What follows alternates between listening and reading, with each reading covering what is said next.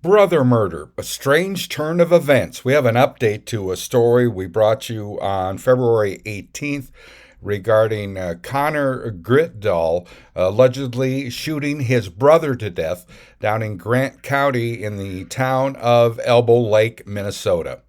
He was formally charged with second-degree murder this week.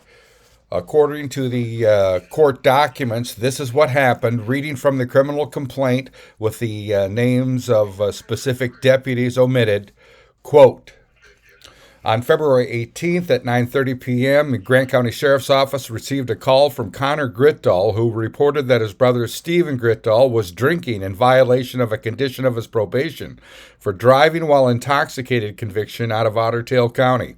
At approximately 9:37 p.m., law enforcement arrived at the Grytdahl residence in Elbow Lake. Law enforcement determined that Stephen had been drinking, but was unable to reach his probation officer. Law enforcement then instructed Stephen to stop drinking, and both parties agreed to separate for the night. At approximately 11:19 p.m., Grant County Sheriff's Office received a 911 call from Connor Grytdahl, hereinafter the defendant, who stated that he shot his brother Stephen Grytdahl in the chest. The defendant stated that Stephen had come after him aggressively. The defendant said he was applying pressure to the wound and attempting CPR.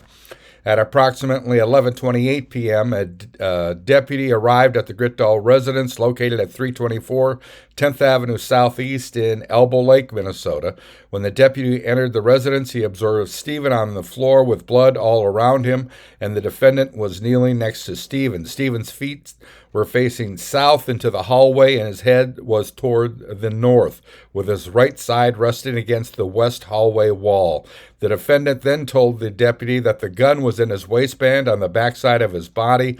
The deputy took the gun, a Sig Sauer 9mm handgun. Deputy began CPR on Stephen at approximately 11:30 p.m.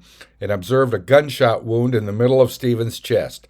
The defendant then stated, quote, he's beyond CPR, sir, unquote. At approximately 11:33 p.m., an ambulance arrived, and at 11:41 p.m., paramedics advised that Stephen was dead.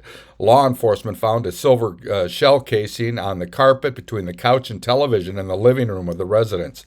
On February 19th and again on February 20th, after being advised of his Miranda rights, the defendant agreed to speak with a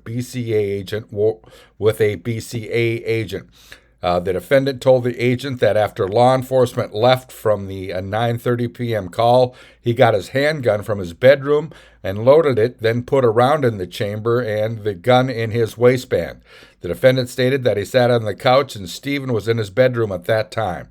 The defendant stated that after some time had passed, Stephen came out of his bedroom and the two began to argue. The defendant said there was some pushing and shoving prior to him shooting Stephen in the chest with his handgun as he was retreating to his bedroom at the opposite end of the hallway from where Stephen's body was found by law enforcement. The defendant admitted that he shot his brother in the heart with a hollow point bullet.